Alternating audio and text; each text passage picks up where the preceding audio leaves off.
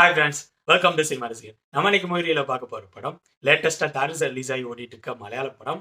படத்தோட name ego. இது ஒரு மிஸ்ட்ரி த்ரில்லர் டிராமா மூவி. இந்த படத்தோட ஸ்டோரி ரொம்ப சிம்பிளான ஸ்டோரி தான்.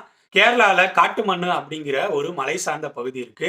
அந்த பகுதியில் ஊருக்கு ஒதுக்குப்புறமா மலையோட உச்சியில ஒரு வீடு இருக்கு. அந்த வீட்டில் மலாத்தி அப்படிங்கிற ஒரு ஓல்டு லேடி இருக்காங்க.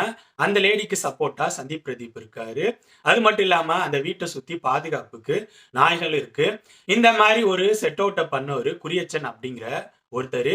குரியச்சன் டாக்ஸை ப்ரீட் பண்ணி சேல்ஸ் பண்ணக்கூடியவர். அது மட்டும் இல்லாம சில இல்லீகல் ஆக்டிவிட்டிஸையும் பண்ணியிருப்பாரு.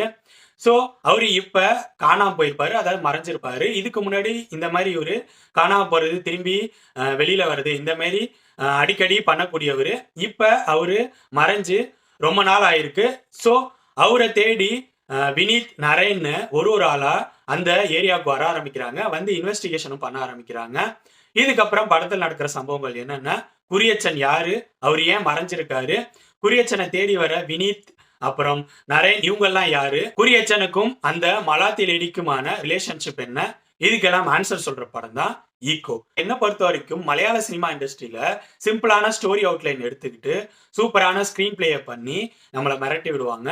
அந்த மாதிரி தான் இந்த படமும் சிம்பிளான ஸ்டோரி லைனை எடுத்துக்கிட்டு டெக்னிக்கலா செம்ம ஸ்ட்ராங்கா ஆக்டர்ஸோட பர்ஃபார்மன்ஸோட ஸ்கிரீன் பிளேயும் சுவாரஸ்யமா இருக்கிற மாரி இந்த படத்தை ரெடி பண்ணியிருக்காங்க. இந்த படம் பார்க்குறப்ப நல்லாவும் இருந்துச்சு. பட் இந்த படம் ரொம்ப ஸ்லோவா போகக்கூடிய ஒரு slow burn mystery thriller drama. So உலக சினிமாக்கள் பிளஸ் மலையாளத்தில் ரிலீஸ் ஆகிற ஸ்லோவான மிஸ்ட்ரி த்ரில்லர் ட்ராமாஸ்லாம் விரும்பி பார்க்கக்கூடிய ஆடியன்ஸாக நீங்கள் இருந்தீங்கன்னா நீங்கள் இந்த படத்தை ட்ரை பண்ணலாம். இந்த படம் இப்போ தேட்டர்ஸ் ரிலீஸ் ஆகி ஓடிட்டு இருக்கு. ஸோ என்னோட ரிவ்யூ பேஸ் பண்ணி முடிவு பண்ணிக்கோங்க, இந்த படத்தை பார்க்கலாமா வேணாமா.